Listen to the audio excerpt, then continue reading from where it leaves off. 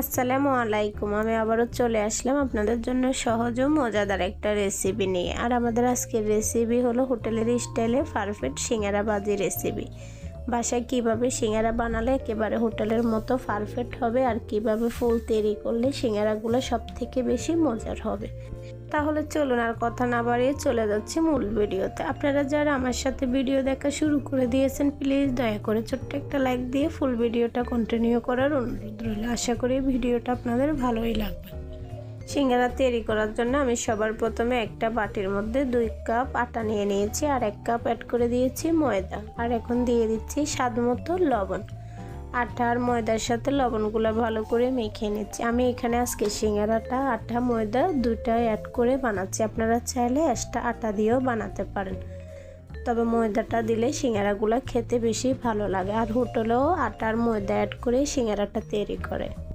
আমি যে চায়ের কাপে 3 কাপ আটা আর ময়দা নিয়ে নিয়েছি, একই চায়ের কাপে আমি এখানে 1 কাপ রান্নার তেল অ্যাড করেছি।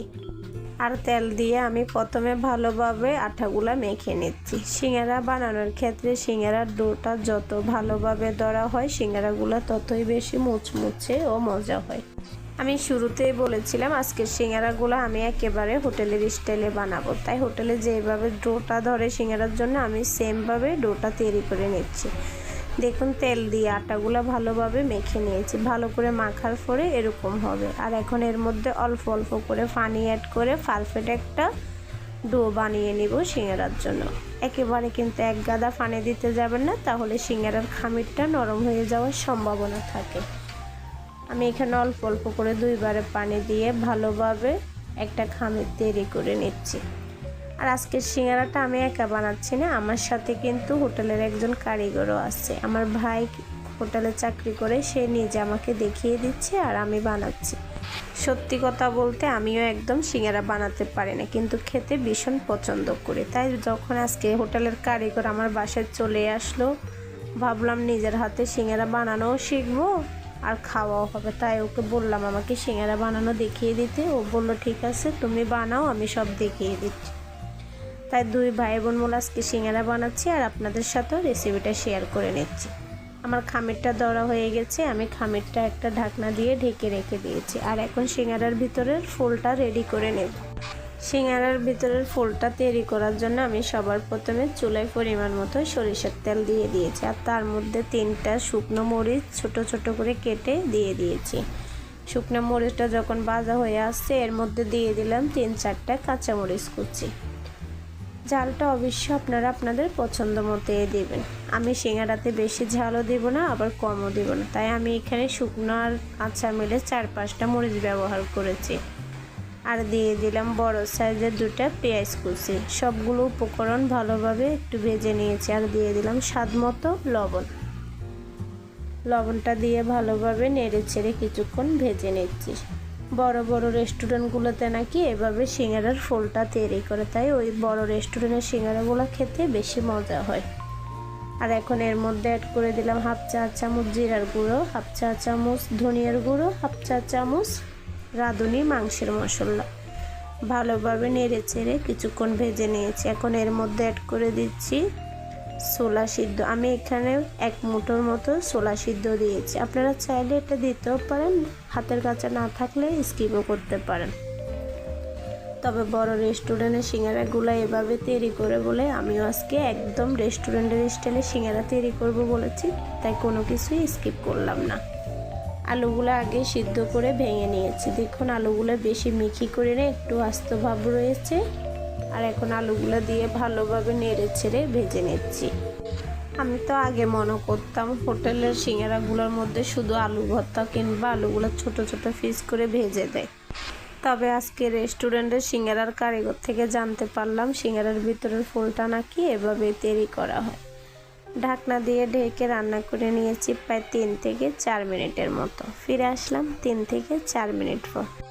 দেখুন কালারটা চেঞ্জ হয়ে গেছে। এই পর্যায়ে আমি একটু নেড়ে ছেড়ে গ্যাসটা অফ করে দিয়েছি। রেডি হয়ে গেল সিঙ্গারার ভিতরের ফুলটা। চলে আসলাম খামিরের কাছে। দেখুন পারফেক্ট একটা খামির ধরা হয়েছে, না বেশি শক্ত না বেশি নরম। আমার ভাই তো বলছে ও নাকি হোটেলে যেভাবে ধরে আজকের খামিরটাও নাকি সেম ওভাবে ধরা হয়েছে। আমি খামিরটা ভালোভাবে মতে ছোট ছোট লেজি কেটে নেব। সিঙ্গারা এক একটা সিঙ্গারা যেটুকু সাইজ করব ওই অনুযায়ী লেজি কেটে নিয়েছি। আমার 3 কাপ আটা ময়দা মিলে প্রায় 18টার মতো সিঙ্গারার লেজি হয়েছে। আমি লেজিগুলো একটা বাটিতে নিয়ে পাতলা একটা সুতির কাপড় ভিজিয়ে ভালোভাবে চিপে ঢেকে রেখেছি, যেন উপরের ডোটা কোনোভাবে শক্ত না হয়ে যায়।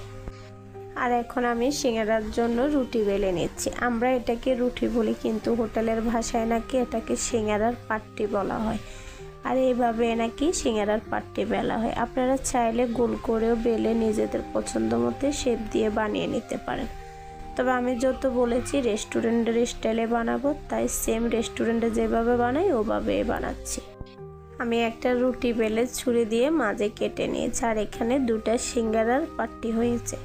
আর এখন একটা পাট্টি নিয়ে আঙ্গুল দিয়ে পানি দিয়ে ওর উপরে একটু ভিজিয়ে দিয়েছি। এতে করে সিঙ্গারার রোলটা বানালে কোনোভাবে তেলে দিলে খুলবে না, একদম শক্ত হয়ে লাগে থাকবে। আর আমি দেখুন কিভাবে সিঙ্গারার রোলটা তৈরি করে নিয়েছি। আপনারা আমার হাতের দিকে লক্ষ্য করলে খুব সহজে বুঝতে পারবেন।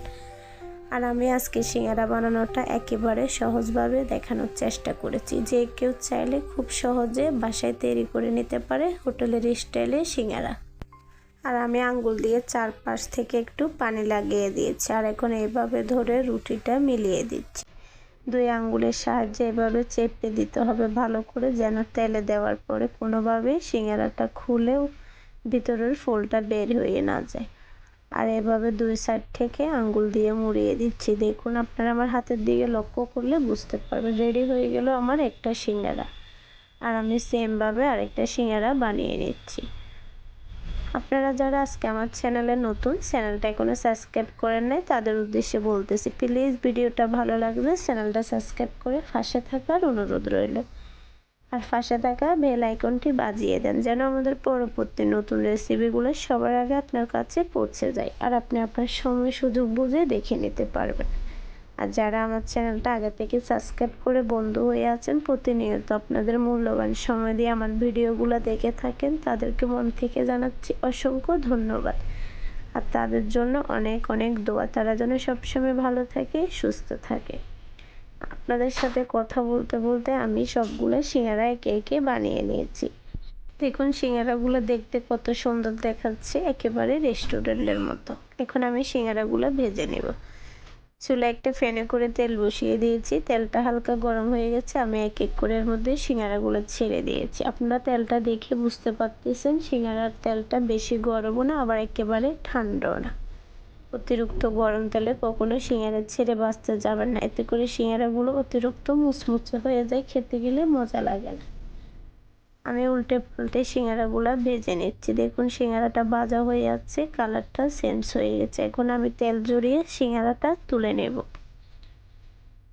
চারিদিকে কিন্তু প্রচুর বৃষ্টি হচ্ছে। আপনারা কে কে আমার মতো এই বৃষ্টিতে সিঙ্গারা ভাজা খেতে পছন্দ করেন অবশ্যই কমেন্টে জানাবেন। আর রেসিপিটা কেমন হলো সেটা অবশ্যই কমেন্ট করে জানাবেন। ভালো হলেও কমেন্ট করবেন, খারাপ হলেও কমেন্ট করবেন। ভালো না লাগলে একটু না হয় বকাই দিয়ে দিবেন কমেন্ট করে। রেডি হয়ে গেল আমার দুর্দান্ত স্বাদে হোটেলের স্টাইলে সিঙ্গারা ভাজা রেসিপি। দেখুন দেখতে কতটা সুন্দর ও লোভনীয় দেখাচ্ছে, খেতেও হয়েছে দুর্দান্ত। পাশে একবার হলো ট্রাই করে দেখবেন। আর ভিডিওটা ভালো লাগলে শেয়ার করে আপনার বন্ধুদেরকে দেখার সুযোগ করে দেন। ভিডিওটা ভালো লাগলে একটা লাইক করতে ভুলবেন না। আজকের জন্য এটুকু। সবাই অনেক অনেক ভালো থাকবেন, সুস্থ থাকবেন। আল্লাহ হাফেজ।